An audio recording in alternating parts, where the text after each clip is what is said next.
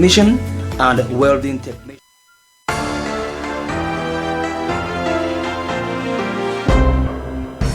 60.80% is the overall performance recorded at the General Certificate of Education examination organized by the Cameroon GCE Board following its official release yesterday. Elation and jubilation is at the center of it all for successful candidates who describe the moment as euphoric. In this edition of the news, all eyes in Paris, the capital city of France, where the Olympic Games are set to begin. Team Cameroon is ready for the action as the President of the Republic, Paul Biya, and his wife Chantal left for Paris yesterday, accompanied by a special delegation comprised of ministers and top government officials. These are the headlines today, and the news shall be yours in a moment.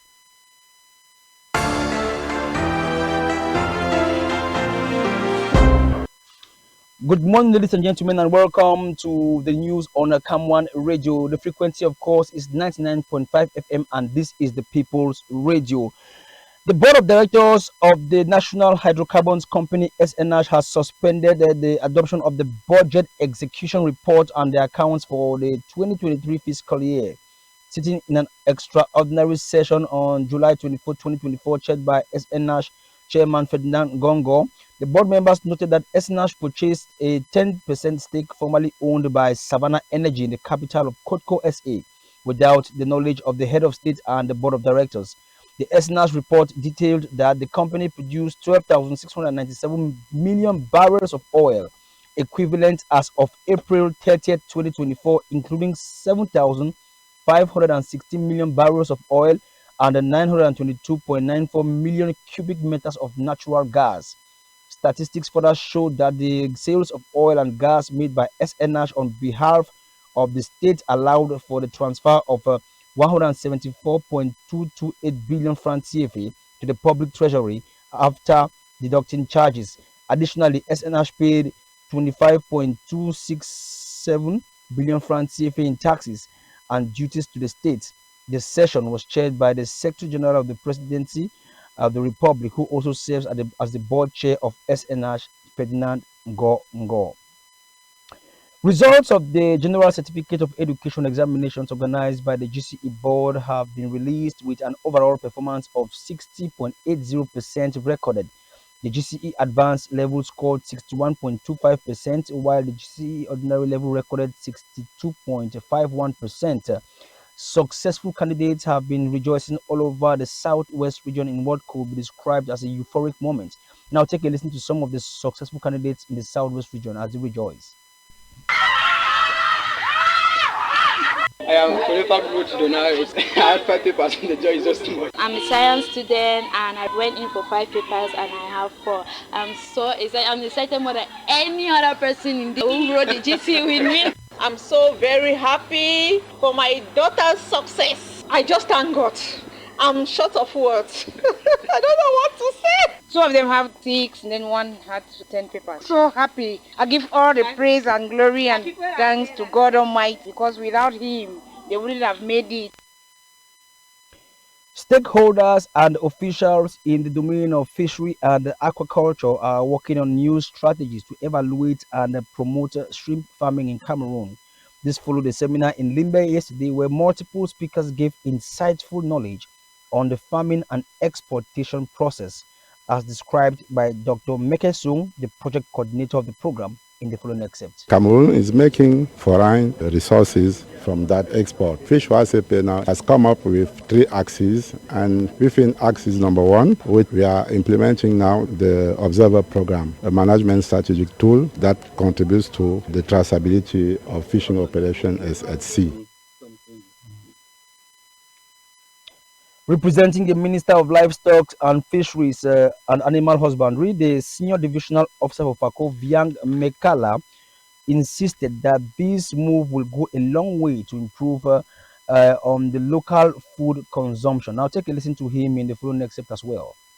The main objective of this activity is to improve the quality of food or fish, but also to have sustainable information and to see what Cameroon is producing comparatively to what is coming from abroad, or what Cameroon can present to the other country.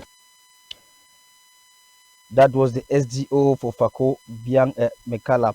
Now we talk something else. The mandate of municipal councillors has been extended by 1 year. The decision is contained in a presidential decree signed yesterday, 24th July 2024. The decision was aimed at after consultations with top government officials and bureau members of the Senate. This take the tenure of the office from February 5th, 2025 to May 31st, 2026. Except municipal elections are held during this period. Now, 30 female youth startups drawn from 8 council areas in the Northwest region have received a comprehensive training on how to bake, decorate, and package pastries like puff balls, cakes, fish pies, and others. And this was a during a 3-day training which was spanned in Bamenda. Some economic experts have begun pushing for the creation of startup law to boost the sector in Cameroon. This was the focus of a workshop organized in Yaoundé. It was organized by the CAFO Policy Institute, a think tank of Denis and Lenora Foresha Foundation. Discussions during the workshop centered on the theme, Why Does a Startup Act Matter in Cameroon? The managing director of one of Cameroon's leading interurban transport companies, Musango Bus Services Limited, Dinga Derry Gassa, has been distinguished as the most courageous man in the country. Dinga Derrick, in his 30s, clinched the coveted prize this past Monday. Workers of leading telecommunications company MTN Cameroon have, in partnership with the United Nations Children's Fund (UNICEF) and the South African High Commission in Cameroon, offered support to orphaned children living with a visual impairment. The beneficiaries came from the Foyer Marché, an orphanage situated in Soa, Mefu, and the Afamba division of the Central region. The gifts were donated there in Yaoundé. The Minister of Public Service and Administrative Reform, Joseph Le, has restated government's commitment to continuously modernizing and speed up public service delivery in the country. The member of government, whose ministry has for years consistently focused on modernizing the public service sector, made the declaration in Yaoundé. The Community Initiative for Sustainable Development, CAM1, and the Presbyterian Church in Cameroon (PCC), through its peace office, have engaged on how to wipe out sufferings faced by civilians within the context of the armed conflict in the Northwest region. The initiative, spearheaded by CAM1, a non-profit organization in Bamenda, in partnership with the PCC Peace Office, is aimed at leveraging with the PCC to contribute in reducing some of the sufferings faced by the masses through the Community Peace Approach Program. The Director General of the Port Authority in Kribi Park, Patience Patrice Melom, has been crowned leader of the Evuzok people in Sola village between the subdivision of the South region. Melom was crowned and presented during a recent ceremony that took place in Sola. Meantime, the Minister of Communication Government spokesperson Rene Emmanuel Sadis has said government is prioritizing achieving the objectives of the National Development Strategy SND 30, as well as boosting the livelihoods of citizens. He made the declaration in Yaoundé while officiating and opening the 13th edition of the Government Action Fair, popularly known by its French acronym SAGO. The National Commission for the Promotion of Bilingualism and Multiculturalism, in its acronym NCPBM, is making a strong showing at the fair on government action known by its French acronym SAGO, ongoing in Yaoundé. As the fair opened on Monday, officials of the NCBM were attending to curious citizens who kept trooping to their stands. We talk sports in this edition of the news.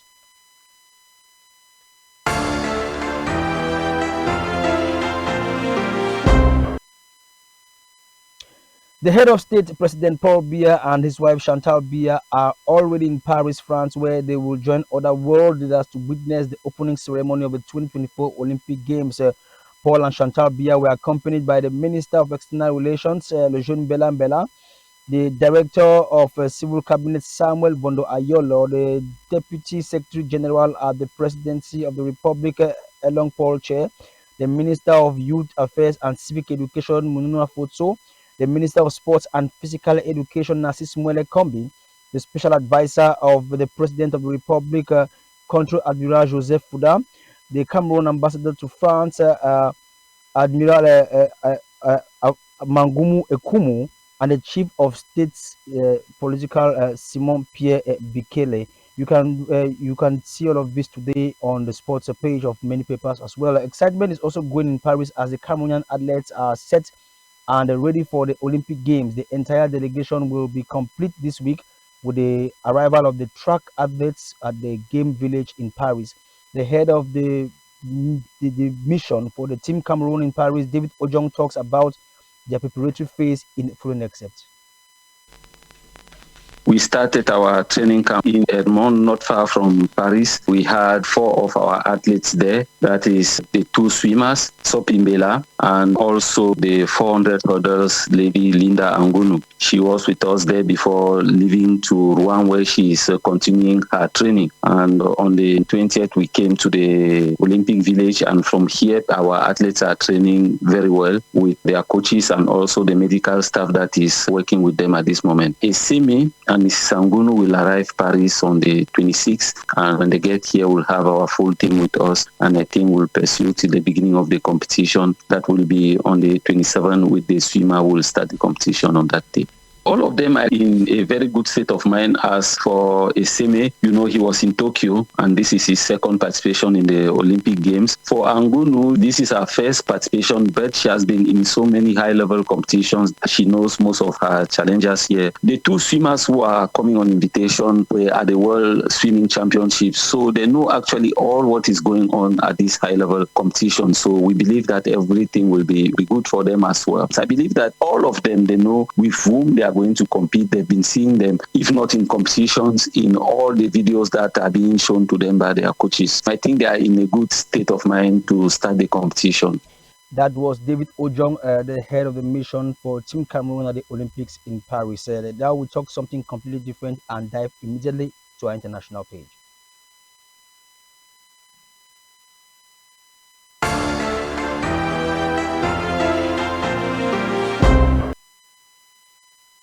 Vice President Kamala Harris improved on Joe Biden's performance against Donald Trump in the first survey in the U.S. since President dropped his re-election bid.